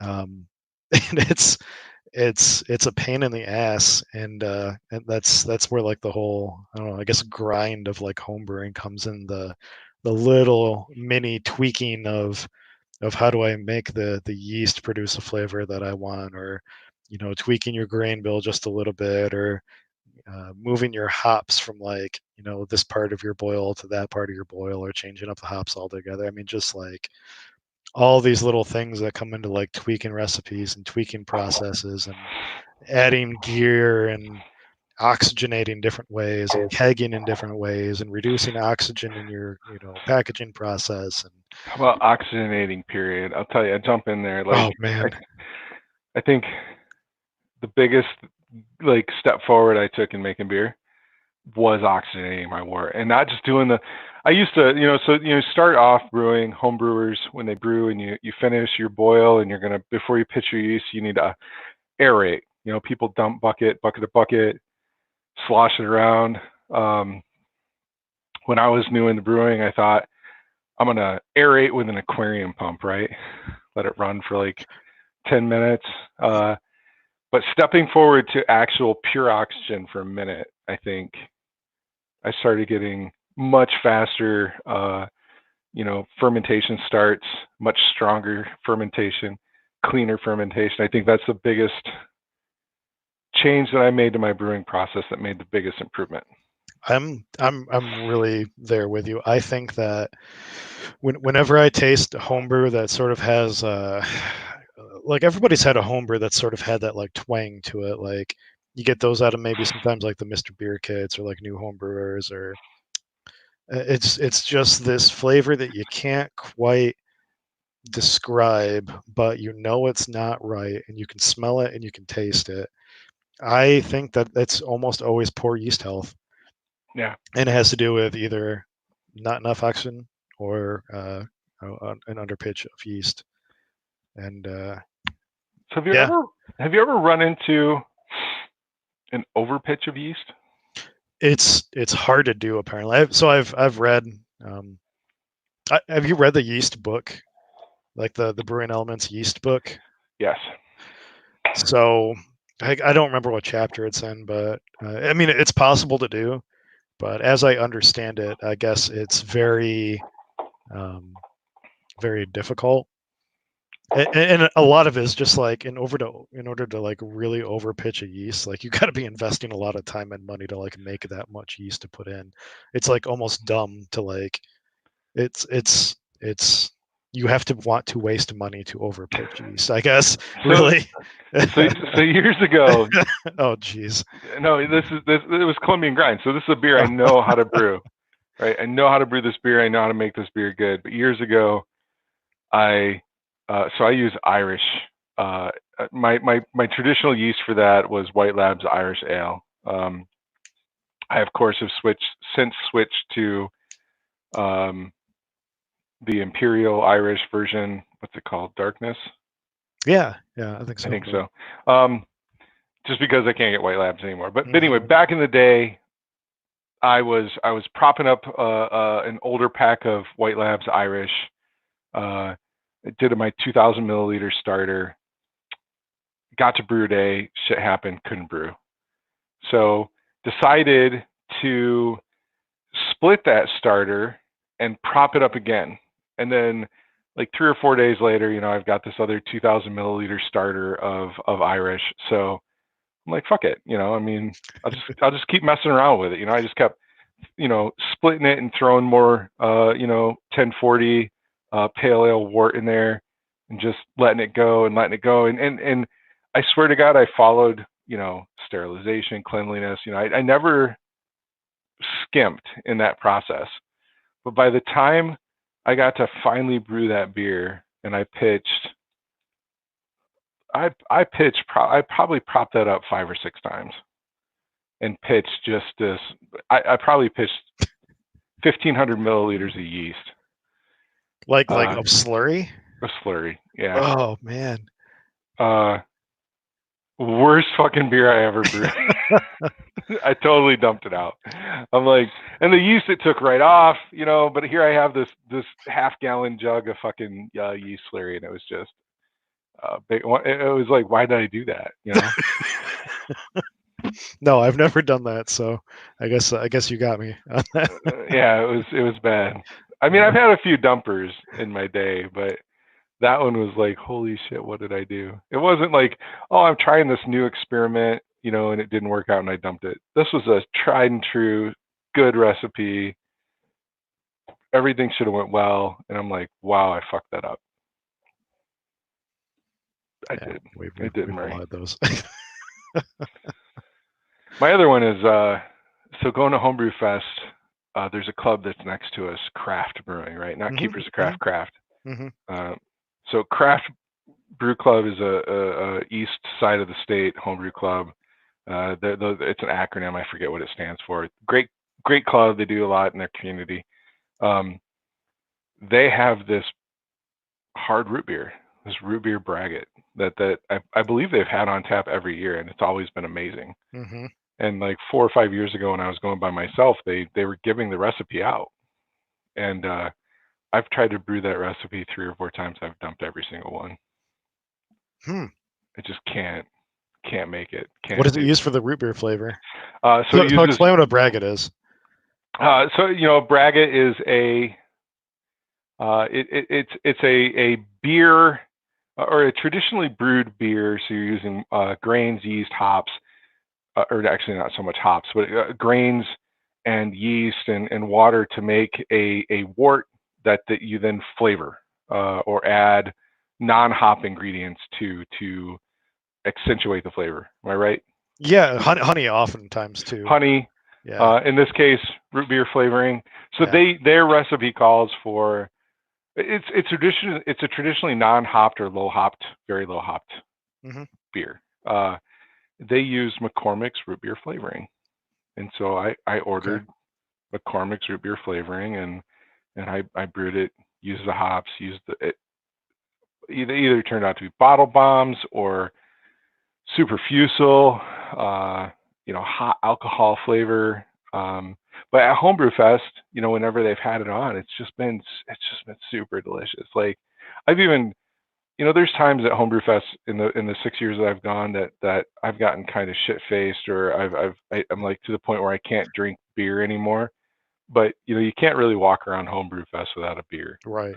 People. And so I would circle through craft because that root beer was so easy to drink and so. You sure they just didn't have like a keg of like Brax on like back there? They could have. They could have. They could have totally been fucking with me the whole time. Murray. Yeah. So I've tried hard root beer. And I've failed miserably. I've actually got a video I'll try to dig up for stream later in maybe one of the future episodes when we talk about like bottle bombs or things not to do. Sure. I've got this video of me taking this case of bottles and opening it, and the caps it's like as soon as I put pressure, caps are shooting across the room and foam is spraying out of the bottle. 5 or 6 feet. Yeah. and I'm doing it in the sink, and I'm like covering it so it doesn't spray all over the kitchen, and the sink is filling with beer foam, and it's just this root beer braggot. Like what it was is I was out in the garage one day. It was a hot day. It was like mowing the lawn or weed whipping or something. And I'm like, I'm gonna have a root beer, and I grabbed one and I popped the top off, and it shot fucking 10 feet down the driveway. And this stream of beer comes out, and I'm like, oh shit. And instantly I'm grabbing all these bottles out of my fridge, and I'm going in and I'm opening them because I don't want these things to fucking explode, Yeah, absolutely. Yeah. So I'm like, I got a problem, and I got to start, popping them. And at that point, Amy started videotaping. Oh, hey, Murray. It's my time. My turn. Yeah.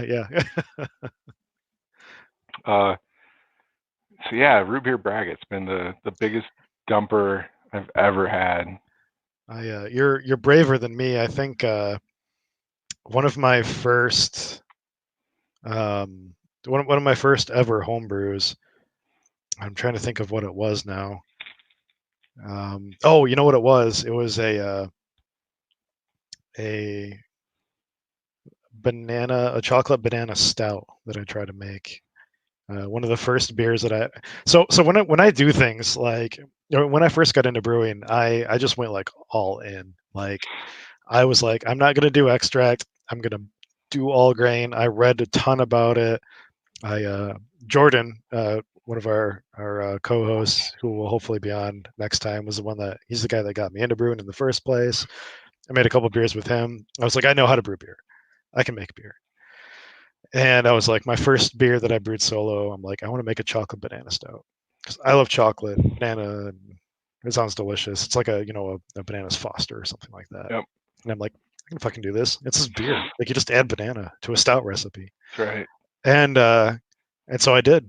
I added banana to a stout recipe, and I bottled it, and it was like this weird brown color. Didn't matter. And carved it and put in the sugar. And this was before I was kegging and stuff like that. And it was the worst thing that I've like ever like it was more of like a water flavored beer than it was like a beer flavored banana chocolate stout. Like it was just awful. But I was like, maybe the flavor just needs to come into itself. Right? Like I've read that aging dark beers like helps bring out some of the flavors. So I was just take all my chocolate banana stout and I'll stick it in a box somewhere. And I basically forgot about it. I lived in an apartment with my buddy Tim at this time, and then Shayna, my girlfriend, we got a townhouse together, and I moved the boxes over there. And one night I was downstairs, and I was like, you know what? It's time to see how well this is aged. It's time to see just how like delicious this chocolate banana stout has become. And so I take my bottle opener and I pop off the cap, and the bottle shoots out of my hand, and it just flies and hits the floor and like shatters, and there's like beer all over the place, and the cap is God knows where. And I was like, that's not good, right? Like you with like the root beer. I'm like, this is Yeah. I've read about this. Like these are Danger. bottle bombs. Yeah. Danger. Yeah. So I start uncapping a few in my like sink downstairs, and lo and behold, they're all doing the same thing. Like I just put a little bit of pressure on the cap, and the thing goes. Boom. And so I'm like, I'm gonna walk these upstairs, and they're going to explode. And so what do I do but call Shayna and be like, hey Shayna, please take these outside for me. Oh, Because such a chivalrous gentleman. Here, take these bottles that are literally going to explode in your hand and walk outside. I was like, I'll put a cap on these. I need to clean this up down here. And so not only that, but it was like raining and thundering and stuff outside. So like she hauls this box of beer outside and like dumps it in the dumpster, and of course they all just like explode, but it sounds like thunder outside. And just like she took it very well. I don't know why she did that for me. That's why she's the one for me. She's there you go. the strong one in our relationship. But so yeah, similar thing with Amy, like when like it's the one you got the one that's going to support you in this crazy hobby. I was in Klob, and we drew the Vine Neighborhood Association was setting up an Oktoberfest competition, or not competition, Oktoberfest festival downtown in the Arcadia Commons, and they asked Klob to come in and join them and bring some homebrew. They were going to set up a tent and let us actually share homebrew, and so sweet. It was awesome. Klob, they said we've got room for 12 taps, and they took volunteers, and then the volunteers drew out of a hat on what beer style they were going to brew, and I drew pumpkin ale. I'd never brewed pumpkin before. I think I'd been brewing for 6 months or 7 months. I didn't know what the fuck I was doing. Sure. Yeah. So or did you? I didn't. I did not. So I come up with this recipe, and I'm like, so the person that taught me how to brew is Trevor Klimek at the time from Paw Paw Brewing, and now at One Well Brewing. He's kind of the guy that got me into it, and he was always kind of encouraging of if you like something, go with it, And then I read, and I'm going to butcher the name, but I read Sam Calzione, whatever, from Dogfish Head. Yeah. I read his book, Extreme Brewing, and his whole thing was, if you like a flavor, then fucking go big or go home. Like, Extreme Brewing is a great book, but it's all about, if you like it, use it. Don't people. I started reading recipes and people talking about, I put like they want to balance the flavor. Right, I put a teaspoon of cinnamon, and I put a pinch of nutmeg in this 5-gallon batch, and I'm like, well, fuck it, I want to taste cinnamon, I want to taste nutmeg, Sure. So this first pumpkin beer I wrote, I kind of based it off of Dogfish Head's Pumpkin, which I didn't have a recipe. I just tasted it, and I'm so big and it's so bold. Yeah. So I'm going to take. I came up with this amber grain bill, and I thought, well, I want to put some Libby's pumpkin pie mix in it, but I didn't really know how much flavor I was going to get out of that, so I decided a good place to start was 6 32-ounce cans of Libby's pumpkin pie mix in this beer, which is damn near half the volume of the that's a lot beer. Of pie. But I didn't know, So I make up this wort. It is thick like motor oil. It is super sticky. I do the brew. The house smells great. Everything's wonderful. There's so much fucking pumpkin and sugar and spice in this beer. And I put it in the carboy, and then I noticed there was a little puddle around the carboy and the floor. And I'm like, well, I didn't spill. I don't think I spilled any out of it. And so Amy came in the kitchen. I'm like, this is weird. There's a little puddle around the carboy. So I'm like, help me pick it up, and we're going to put it on the countertop, and I'll see what's going on. And so as we're lifting this carboy, the bottom fell out. So 6-gallon carboy filled with the most viscous, thick, sticky fucking wort that I've ever made. And I'll bring a picture on later, but the whole bottom, like a just perfect plate, the bottom of the carboy fell. All this beer goes everywhere, and we of course it didn't happen until we got it up here on the countertop level. So it had to make the biggest splash, right? So there's wort on the counter. There's wort across the kitchen. There's wort running into the our HVAC. Our heating vent that was, that we were standing in front of, you pulled out the drawer, the silverware drawer full of wort. And I looked at her and I thought, this is it. I'm done. I'm getting a divorce, And the first words out of her mouth was, she actually yelled to the kids to get the camera. And I was like, and then without missing a beat, as she's taking pictures of me covered in wort from the tits down, and our entire kitchen, which was blue but looks brown in this picture because it's covered in wort. She's taking pictures as I go and get a shop vac, and she spent the next 2 hours dismantling the kitchen and sucking up wort. And no, the smell was amazing. My kitchen smelled like Thanksgiving Day, but it got in the carpet, it got in the drawers. We had to wash all of our stuff, and she did this, and she and we laughed the whole time. And I'm like, yeah, all right, I can do this. Was this like a couple days worth of cleaning? Oh man, it was so bad. It was like a week later, and you're like, oh, you go to open the cabinet drawer, and it still sticks shut because it's in the hinge.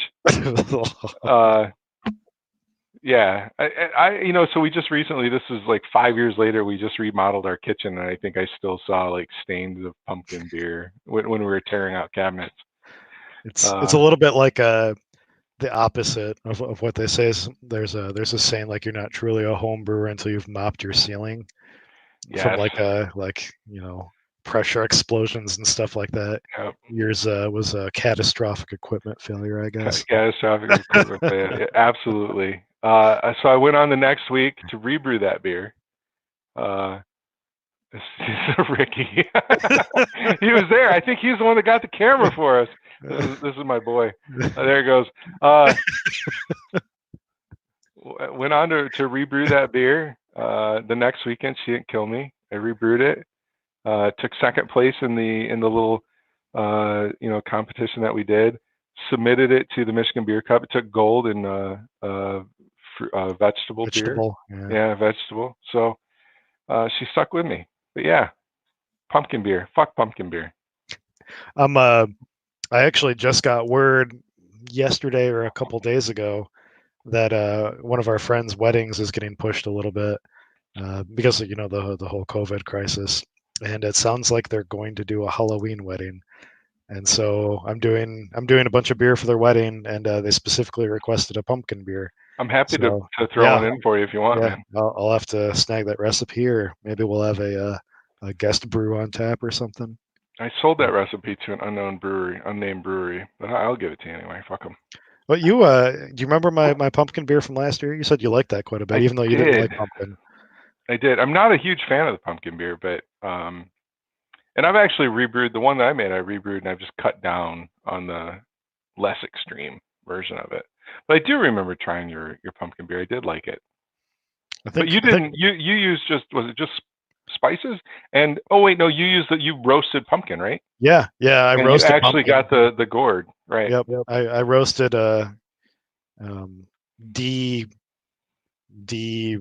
skinned pumpkin innards, basically, with brown sugar. And I think I mashed with that, and then just a good amount of pumpkin spice, and that was it. So nothing too special. The year before, I think I dry pumpkined too, with candied pumpkin, and it just wasn't as good. It was still fine, but we'll have to when Jordan gets back on, we'll have to mention that to him. He has there's a special place in his heart for everything pumpkin related. So when I got into brewing and I got into this pumpkin beer kick, I was the same way. I'm like I'm out there searching for Dogfish Head pumpkin, and I'm drinking pumpkin and what's the Griffin Claw one, Screaming Pumpkin, and I did all this market research, right? Like I got to try all these different pumpkin beers, and then I just started to realize, this shit tastes like shit. No, I'm really with you. I like it for a week or two, and then I don't want the rest of my keg, and it's the same for all the commercial stuff too, and I feel like it's just a part of me. And this was back early drinking Brian, when I thought an Oktoberfest was a pumpkin beer. I didn't know what an Oktoberfest was. They all came out around the same time. So I thought it was a seasonal spiced beer or something like that. And I specifically remember trying my first Oktoberfest at some point, and it was oh yeah, I can totally taste the spices or whatever. It was a Hacker Shore or something, I'm sure, which is now my favorite Oktoberfest. Hacker Shore is God, that just makes some good beer. But I have not tried that one yet. I'd have to actually. I hate to say it. I not hate to say it, but I think Bell's Oktoberfest is probably my go-to. Marzen. It's super solid. That's the best I guess American Oktoberfest or whatever that I've had. I always buy that for sure. And Jordan's not on, but did you try any of my Oktoberfest? I think I drank a glass of it a couple weeks ago, right? Yeah, I think you so. Pull me one off the keg? Yeah, I think I poured you a half. Jordan seemed to really like it. I gave him a couple bottles of it, and he compared it to Bell's and said it's a solid recipe. Yeah. Yeah, really, really simple. But I've never brewed one. Yeah, I need to because I really enjoy the style. In the fall, especially a good malty fall beer, hearty fall beer. It's good. And why don't They, you brew it in the spring? yeah, so it's traditionally brewed in March, right? Because it's a Marzen, Larson, yep. and it was traditionally stored in like caves basically until it was a beer basically to use all of the extra ingredients at the end of like a season, because there were a lot of laws at the time that made brewing during the warmer months illegal, because the beer would just be ruined, because they didn't really have They like didn't a have good way temperature to control. right, yeah. Yep. And or maybe it's something to do with harvests. I don't even know, but it was illegal in a lot of places, and so they would store like these beers that they made at the end of the season to use up the rest of their ingredients in caves and bring it back out when brewing season opened again in celebration. And I think I'm probably fucking butchering this terribly, but I think that's where the original like Oktoberfests came from. And now what they serve are generally like fest beers, which are like a little bit lighter colored, like German lagers. I think they're a little bit stronger maybe than Oktoberfests. Maybe a little bit more bitter. I can't. I've never brewed a fest beer. Drew Doster has. He made a really good one last year sometime, I think. But yeah, it's not a solid brew either.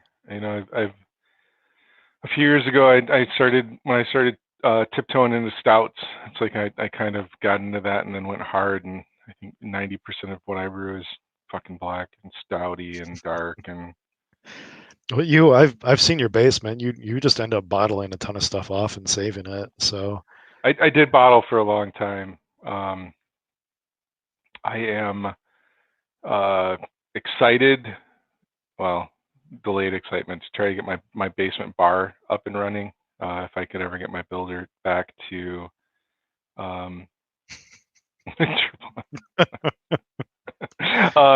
but I've switched to the keg and kegging a lot and keeping a lot in kegs, and if I can figure out a way to sneak it in the next few weeks, I'll probably buy a can. I'm actually gonna buy a canner.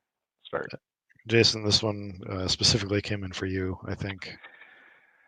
So there are less hops in an entire truck of Miller Lite than in a single case of Two Hearted. I believe that is the ratio.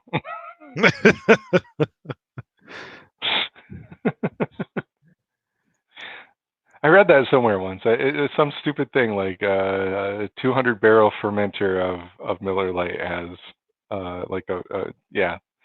just a small handful of hops in it. Oh, they use hop extracts mostly though, don't they? I think they've switched to that in the recent years, yeah. But really, I don't. I think they just don't rinse out the fermenter from the previous batch, and then they just just reuse that hop. True. Yeah, trolling. Thank you for trolling. I fill my head with stupid, useless information. So last night, I'm getting ready for the next Keepers of Craft meeting, and David Jones sends me a link to a site. I'm not going to give it away in case anybody on here is watching. And it's got all of these beer trivia questions on it. So I'm picking trivia for the Keepers of Craft meeting I thought it was going to be a pain in the ass, but it actually turned out to be really fun. And I wound up going through like 200 trivia questions. Now I feel like I know some of the most stupidest, idiotic fucking facts about beer. And just some of the most obscure things, and I know this shit's going to stick with me, and somebody's going to ask a question. So Mike, I have no idea how many hops are in Miller. I read some fucking joke site a year ago about that it was so minimal. But somebody, months from now is going to say some crazy fact about what beer was brewed for World War II or whatever. I'm going to be like, bing, I know the answer. Wait, what is the answer? I'm not telling you. It's one of my questions. It's just one question. There's those like trivia sites that like tweet out like answers, right? Yeah. Like you can give one away. There's only 5 people watching. So okay, yeah, there's only 5 people. So it's funny. In World War II, the Navy actually built brewing ships So beer was still in World War II. Beer was still a staple that was provided to our soldiers, which was amazing. And these ships sailed the Pacific, and they were in around Korea and Japan, and then they were there to supply our troops. And the question is, what beer were they set up to brew? And your 5 choices are, well, I'll try to get to 5. English mild ale, American pale ale, Doppelbock, stout, or IPA. What beer did we as a government brew and serve to our troops in World War II? English, mild, American pale, IPA, Doppelbock, or stout? English mild. It was. Very good. But you know, a bunch of people are going to be like, IPA or American Pale Ale, America. No, it was an English mild ale. So yeah, there's a couple categories about world or war and what we did, to brew beer during the war, because of the war, and the shortages in supplies. That is what led to a national law that beer couldn't be brewed stronger than 2.75 beer. And I know it wasn't our state, thankfully, but I know when I was a kid that I'd heard of states like, I believe it's Oklahoma, some of the Midwest, still Utah had for a while. Utah, yeah, still had 275 or 3.2 laws, where beer couldn't be sold unless it was below that threshold, and that law was originated based on the supply shortages from World War II. Interesting. So, yeah. It was awesome. It was cool. I had a great time, but I've got all this useless information in my head. How old are you? Like 55-ish? Were you still like you could drink like when the drinking age was 18 or something? Like yeah, right, yeah. Okay.